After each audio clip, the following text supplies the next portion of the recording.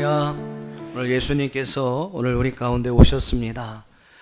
우리에게 구원을 주시기 위하여 또 하나님의 가장 큰 은혜와 사랑을 우리에게 보여주시기 위하여 우리 예수님께서 우리에게 오셨습니다. 오늘 2011년도 성탄절을 맞아 오늘 이러한 예수님의 구원의 기쁨의 소식이 또 우리에게 참된 평화를 주시기 위해 주님이 오셨는데 그 주님이 주시는 참된 평안과 은혜와 기쁨이 여러분의 삶 속에 넘쳐나기를 주님의 이름으로 축복합니다. 특별히 성탄절에 오늘 하나님 전에 나와 하나님이 가장 기뻐하시는 예배를 드리는 여러분을 사랑하고 또 축복합니다. 아마 하나님께서 여러분 더 사랑하실 것이고 또 여러분을 축복하실 줄로 믿습니다. 우리 옆에 계신 분 그렇게 함께 축복하기 원합니다. 사랑합니다. 축복합니다. 특별히 오늘 성탄절을 맞습니다. 오늘 우리 성탄절에 옆에 계신 분하고 다시 한번 인사하실 때 메리 크리스마스, 기쁜 성탄입니다. 함께 인사하시기 바랍니다.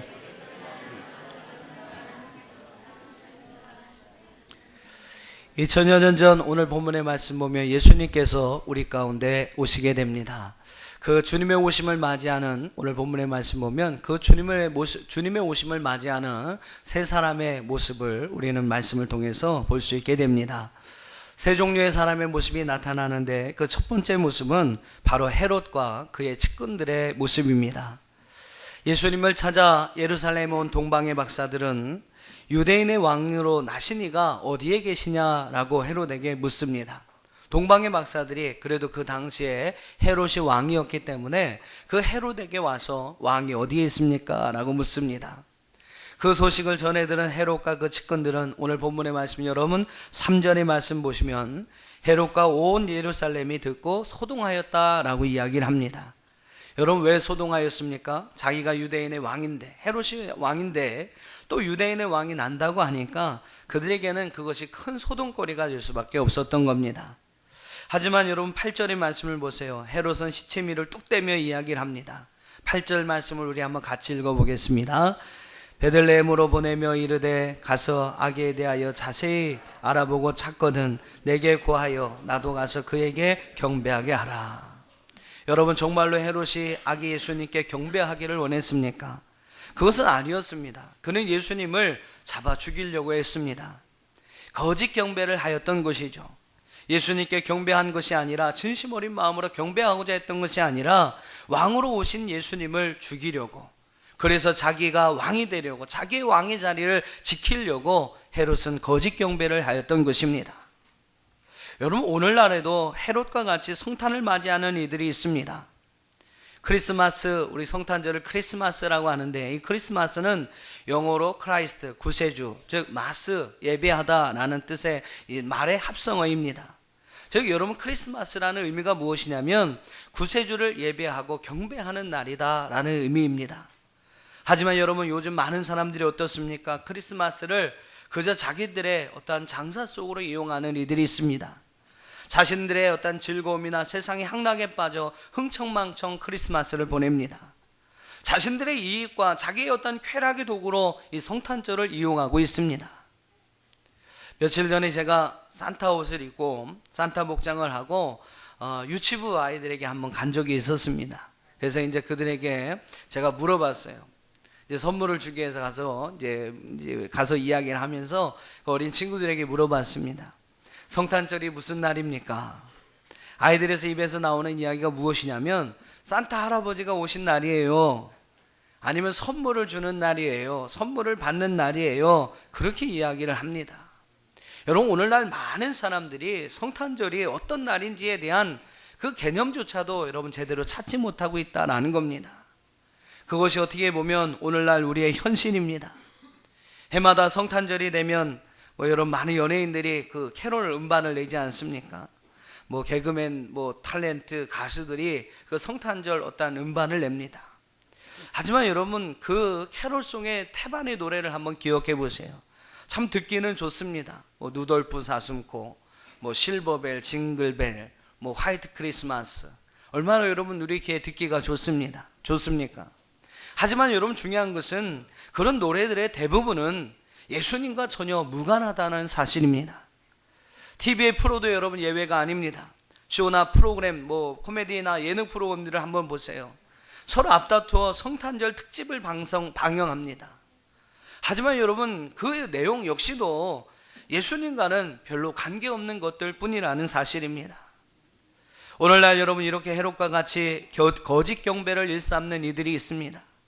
예수님과는 전혀 관계없는, 상관없는 자신들만의 어떠한 이익과 목적을 위한 성탄절을 보내는 이들이 있다라는 겁니다. 그렇게 여러분, 주님을 맞이하는 이들이 있어요. 오히려 그날에 주님의 이름을 욕되게 하는 이들이 있습니다. 주님의 오심의 의미를 퇴색시키는 자들이 여러분 많이 있다라는 겁니다. 예수님이 오셨지만 오히려 예수님을 해하는 이들이 있습니다. 바로 여러분, 헤롯과 같이 주님을 맞이하는 자들의 모습이라는 것이죠. 혹시 오늘 내가 그런 모습으로 주님을 맞이하고 있지는 않습니까? 두 번째는 어떤 모습이 오늘 본문의 말씀 가운데 나오고 있습니까? 바로 대제사장과 서기관들의 모습입니다. 동방의 박사들의 이야기를 전해들은 헤롯 왕은 당시의 대제사장과 서기관들을 불러서 그들에게 묻습니다. 4절 말씀에 보면 그리스도가 어디에 나겠느냐라고 그들에게 물어요. 그때 여러분, 그들은 너무나 대답을 잘합니다. 여러분, 6절 말씀을 한번 같이 읽어보시죠. 그들이 여러분 뭐라고 대답합니까? 6절 시작.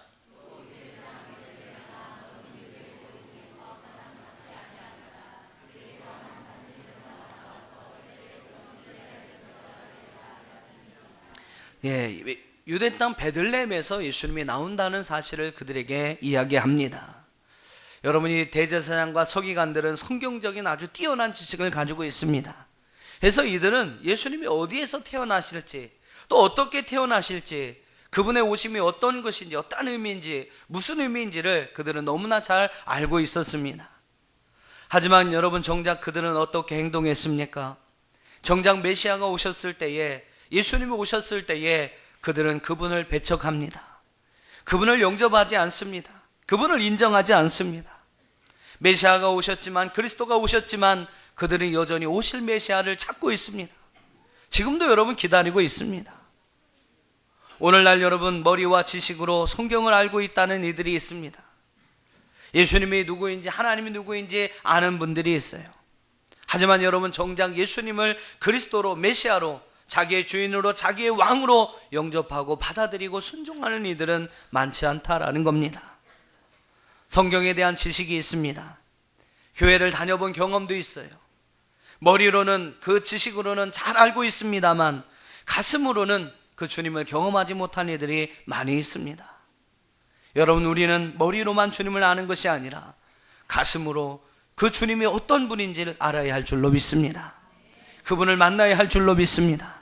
정말로 그분을 나의 주인으로, 나의 왕으로 여러분 받아들이고 모시고 인정하는 삶을 살아야 할 줄로 믿습니다. 바로 여러분, 이것이 바로 진정으로 주님을 맞이하는 성도의 모습이라는 것이죠. 하지만 대부분의 많은 사람들이 솔직히 예수님을 믿는다고 하는 우리들도 그분에 대한 경험이 부족합니다. 그분에 대한 체험이 별로 없습니다. 정말로 그분을 내 삶의 주인으로, 왕으로 섬기고 모시고 살아가고 있지는 못합니다. 오히려 자기가 주인이 되고자 합니다. 자기가 왕이 되고자 합니다. 그리고 그분을 이용하려고 합니다. 바로 여러분, 대제사장과 서기관들과 같이 주님을 맞이하는 자들의 모습입니다. 세 번째, 어떤 모습이 나오고 있습니까? 바로 오늘 저와 여러분이 본받아야 할 그러한 모습이 오늘 성경의 말씀 속에 나오고 있어요. 바로 동방박사들의 모습입니다.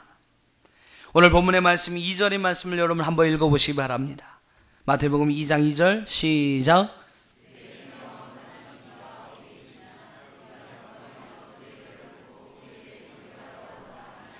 자, 이 말씀에 보면 이 동방에서 온 박사들은 수년간 주님의 별을 연구했던 이들이었습니다. 여러분, 그의 별이라는 말을 유념해서 보셔야 합니다. 그들은 별을 보고 그 별이 예수님의 별이라는 것을 알았습니다. 그것을 또 믿었어요. 그리고 그 별을 따라서 수만리 머나먼 길을 찾아갑니다. 바로 예수님을 위해서 오랫동안 그들의 시간을, 어떻게 보면 그분을 연구하는데 그들의 생애를 들였던 것이 바로 동방의 박사들이었습니다. 또한 그들은 그들의 시간을 예수님을 찾고 예수님을 경배하는 데 드리게 됩니다. 또한 그들은요, 예수님을 경배하기 위하여 참으로 그들이 가지고 있는 귀한 것을 예물로 드리게 됩니다. 여러분, 자기들이 갖고 온 황금과 유황과 모략을 아낌없이 주님 앞에 드리게 됩니다. 여러분, 본문의 말씀 11절 말씀을 한번 봐보세요. 같이 읽어보겠습니다. 시작.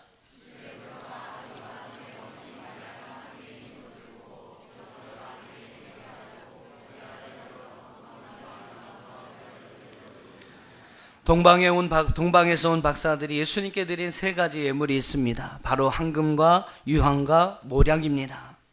그들은 자신들의 어떤 소유를, 자기의 것을, 자기의 소유를 아낌없이 그 예수님을 위하여 드리게 됩니다. 그들이 드린 예물은 앞으로 행하실 예수님의 사역과 아주 밀접하게 연관이 되어 있습니다. 황금은 왕에게 드리는 예물입니다. 바로 이 동방의 박사들은 그 예수님, 태어나신 아기 예수님이 바로 우리의 왕이시라는 것을 고백하고 있는 것입니다. 그들은 제사장으로 오신 예수님을 위하여 유황을 준비하게 됩니다. 또 십자가의 제물로 희생을 당하게 될 그 주님을 위하여, 그 주님의 장사를 예비하기 위하여 모략을 드리게 되지요. 동방의 박사들은 왕도 되시고 제사장도 되시고 희생제물이, 대속제물이 되실 그 아기 예수님께 가장 합당한 예물을 그분 앞에 드렸던 것입니다.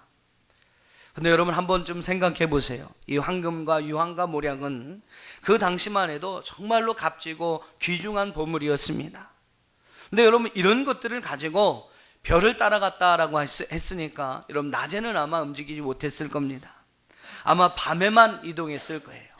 그럼 여러분, 값진 귀중한 보물을 가지고 밤에만 이동했다고 합니다. 얼마나 여러분 위험한 일이었겠습니까? 어떻게 보면 이 동방의 박사들은 자신들의 목숨, 자기들의 생명을 걸고 예수님을 경배하기 위해서 나선 것입니다. 이렇게 동방의 박사들은 예수님을 위하여 자기의 생애를 드립니다. 자기의 시간을 드립니다. 자기의 소유를 아낌없이 드립니다. 자기의 생명까지도 아낌없이 드리게 됩니다. 그들은 바로 주님을 위해서 이런 아름다운 희생과 헌신을 아끼지 않았다는 것이죠. 그런 마음으로 여러분, 주님의 성탄을 맞이했습니다. 저는 오늘 저와 여러분이 이 동방의 박사들과 같이 주님을 맞이할 수 있게 되기를 주님의 이름으로 축원합니다. 예수님의 소림, 그 탄생 때에 동방의 박사들이 아기 예수님을 이렇게 맞이했던 것처럼 이제 여러분, 우리에게는 주님의 재림의 때가 있습니다. 그분은 우리에게 약속하시고 말씀하신 그대로 이 땅 위에 다시 임하실 것입니다. 바로 여러분, 그때에 저와 여러분은 이 동방의 박사들과 같이 아름다운 헌신과 희생을 통해 주님을 맞이할 수 있게 되기를 주의 이름으로 축원합니다. 아니요, 주님이 오시는 그날까지 우리가 이런 아름다운 희생과 헌신을 위하여 주님 앞에 드리고 내 시간, 내 생애, 내 삶, 나의 소유, 나의 아름다운 희생과 헌신을 주님 앞에 드리며 다시 오실 주님을 영접할 수 있는 저와 여러분이 되기를 주의 이름으로 축원합니다. 주님을 위한 것이라면 우리는 무엇이든지 아낌없이 희생하고 헌신할 수 있어야 합니다. 그것을 여러분, 그것이 바로 주님을 기쁨으로 맞이하는 성도의 모습인 것입니다. 진리를 위한 것이라면 손해봐도 괜찮습니다. 여러분, 말씀을 지키는 것이라면 우리는 생명을 걸고 지키며 나가야 할 줄로 믿습니다. 사랑하는 성도 여러분, 정말 이러한 마음으로 주님의 오심을 맞이할 수 있는 저와 여러분이 될 수 있기를 주님의 이름으로 축원합니다. 다 같이 이 시간 머리 숙여 주님 앞에 기도하겠습니다.